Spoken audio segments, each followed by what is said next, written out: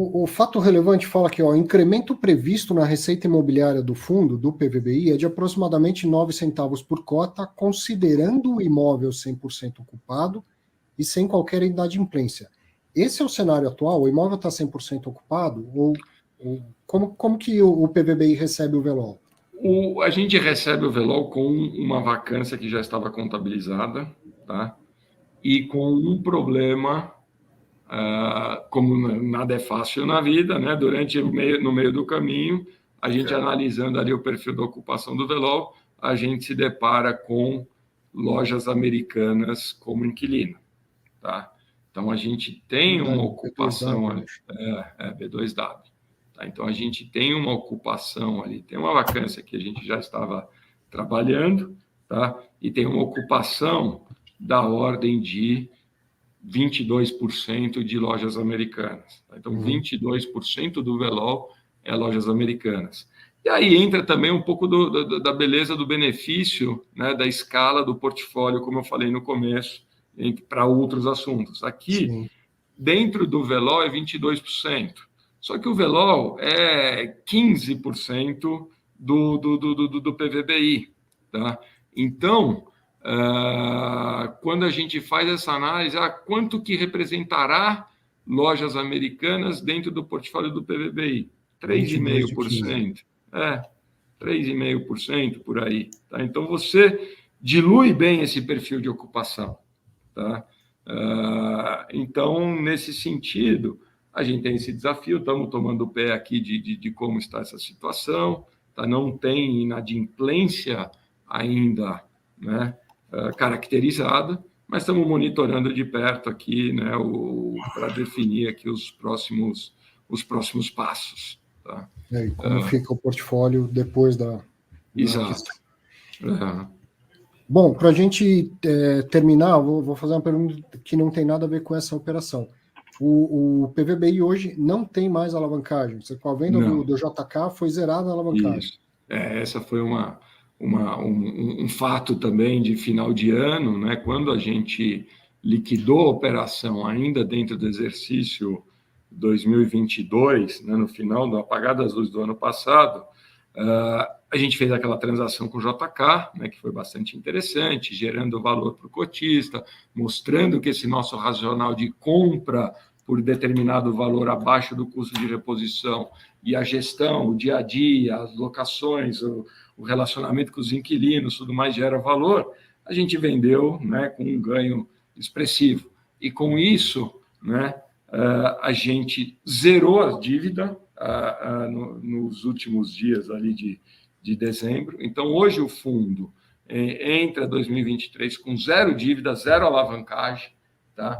Com um resultado já pré-estabelecido, né? Porque, assim, só lembrando, a transação ela se deu em 3 grandes pagamentos, o inicial de 70%, que era basicamente zerar a dívida, depois 2 parcelas de 15% cada, que vão ser pagas ao longo do primeiro 15% no primeiro semestre e 15% no segundo semestre. Tá? Então, a gente tem um lucro ali por cota contabilizado já da ordem de 3,27 que será recebido ao longo do ano. Né? Então, a gente começa assim, quando a gente ouviu muito, por mais que a gente tivesse muita segurança do nível do negócio que a gente estava fazendo ao comprar por R$30 mil o JK, ao longo do ano passado, tinha muito questionamento, poxa, mas o fundo tem dívida, tem 15% de alavancagem. A gente achava que 15% estava num patamar totalmente saudável ainda. Tá? A gente tinha, desses 15%, tinha 5% que era atrelado ao CDI, que quando a gente tomou essa dívida era quase que uma ponte ali para que a gente pudesse captar mais e aumentar a posição no JK, que no fim a gente não conseguiu captar, teve que carregar, mas eram 50 milhões num fundo de um patrimônio de 1 bi que estava atrelado ao CDI. Quando o CDI subiu, todo mundo falou, poxa, mas o fundo está alavancado e tem dívida em CDI. Ok, então vamos resolver esse problema para ver se, né, o fundo consegue capturar o valor, o mercado consegue entender. Quando vendemos o ativo em si, zeramos toda a dívida, então hoje o fundo está zerado, com parcelas ainda do lucro a receber lá para frente, né? E tentando e crescendo aí dessa forma criativa, então sem tomar alavancagem, mas usando outras moedas, usando a cota, por exemplo, como pagamento. Né? Então, ficou de uma forma interessante. Perguntar uma coisa, desculpe. Os 9 centavos do fato relevante, então, é na situação hipotética se o imóvel tivesse todo ocupado, mas não é essa a situação. Não. Hoje, então, no D+1, qual é o impacto no rendimento do fundo? Fica igual, Olha, um pouquinho, diminui? A gente veio aí de uns 57 em dezembro para uns 61, ou 57 em janeiro, né, exercício de dezembro, para uns 61 agora em fevereiro. Foi anunciado o dividendo, então a gente teve um aumento expressivo aí da ordem de 8%, se eu não me engano, que deu, né, o aumento. E a gente tomou o cuidado, tá, de pensar de uma forma que não tivesse reduções, tá? Já considerando toda a vacância, tudo mais, tá? Que a gente não tivesse redução desses 61. Tá? Então não vai ter um impacto negativo no primeiro momento? Não terá um impacto negativo. Se todo mundo paga, poderíamos ter alguma coisa positiva e tal, mas a nossa preocupação ao projetar ali, né, as distribuições e tudo mais, é que, poxa, eu não quero, momentaneamente eu jogo para 61, depois eu jogo para 55, o mercado não gosta disso. Tá? Então vamos trabalhar de uma forma conservadora, tá? Em vez de querer dar toda boa notícia de uma vez só e depois você dá várias más notícias, vamos aos poucos. Né? Vamos fazer uma projeção que a gente esteja confortável, aí, pelo menos para o semestre. Né? Então, basicamente, seria isso. Né? Os 9 centavos são de receita imobiliária, mas entram outros custos e tudo mais. Por isso que a gente está trabalhando com um cenário aqui que a gente vai distribuir. Vai manter a distribuição no patamar. Essa ideia. Abud, 42 minutos conversando aqui. Preciso agradecer muito por essa disposição, por esse detalhamento todo. É um prazer, poderíamos passar mais tempo aqui. Bacana, né? Muito detalhe da operação, do fundo, do que tem para acontecer. Assim, a gente, como eu falei, a gente se empolgou e a conversa, eu aprendi muito e acho que você também, além de ter recebido muita informação adicional da própria operação do Velol com o PVBI. Luznak, estava acompanhando aí, o que achou? Quer comentar alguma coisa? Não, acho que assim, deu para ver, né, que o Abud tá bem preocupado, né, em gerar valor para o cotista aí, né? Ele comentou, né, realmente que não queria derrubar dividendo, né? Assim, acho que ele falou assim, pô, comprei barato, né? Vende caro, né? O JK, então, assim, a tese, né, assim, entre aspas, é parecida. Então, acho que, assim, fazendo um resumo, acho que foi isso. Realmente foi uma transação consciente, né, oportunística ali. E acho que o mais importante, né, acho que tá todo mundo falando, né, que em algum momento a gente vai ter consolidação de fundos imobiliários, em algum momento, né, os fundos ativos vão morrer, né? E deu a entender, né, realmente que a PVBI ali, né, o VBI está realmente nessa direção. Então, acho que esse é um ponto, acho que também importante, né? Acho que assim, acho que eu brinco, né? A diferença desses últimos 2-3 anos, né, para 2015, 2016 ali, que a galera reclamava lá atrás, né, não fazia nada, agora a galera reclama, mas tem uma galera que faz também e executa, né, e conclui, né? Fala assim, pô, tá barato, né? Então vamos comprar e a vida segue, né? A consolidação está em curso. A gente está falando de duas aqui. Né? Nessa semana que não teve quase nada, o Alzirão comprando lá o TSR11 praticamente matou o fundo. Não vai matar porque é conveniente, mas né, vai fazer o que quiser dele.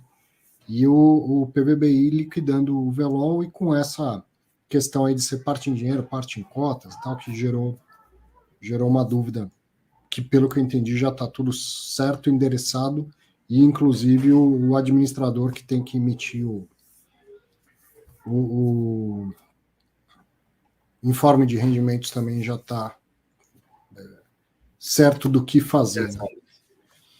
Mas a questão do preço da compra é interessante, né? Porque está acima do valor patrimonial do Velol. Mas aí ele mostra o valor por metro quadrado. E as coisas podem mudar, mas ele parece convicto de que está fazendo uma compra a um preço adequado para gerar valor para dentro do PVBI, né? Sim. O Phineas Paper está comentando aqui que a VBI é uma consolidadora, né? Tem gente que vai ser consolidado e tem gente que está consolidando. E a VBI é uma consolidadora. O interessante juntando o seu comentário, viu, Phineas Paper, com tudo que a gente viu aqui do Fato Relevante, é que teve toda essa alquimia, vamos dizer assim, para possibilitar essa consolidação. Quer dizer, todo mundo sabe que é um momento bom de comprar ativos, só que não tem mercado, não tem preço de cota para fazer emissão de cotas. Então ele conseguiu viabilizar sem ter dinheiro no bolso, conseguiu viabilizar com outro ativo, que foi troca de cotas, uma compra dessa.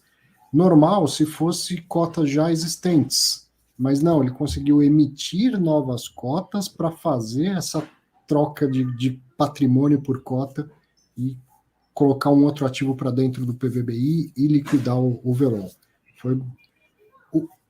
A criatividade, ela vem da necessidade, né? Está tudo fácil, ninguém precisa ser criativo.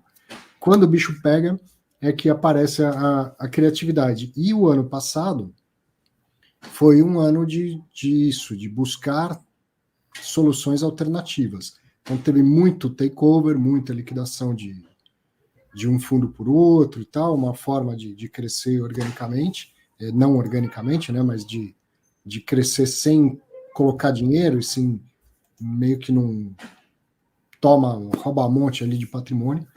E essa do VELOL foi super interessante de conseguir criar dinheiro via uma nova emissão de cotas, sem que os cotistas colocassem o dinheiro ali, mas sim colocando essas cotas como pagamento do ativo que a gestão queria comprar. Muito, muito interessante mesmo.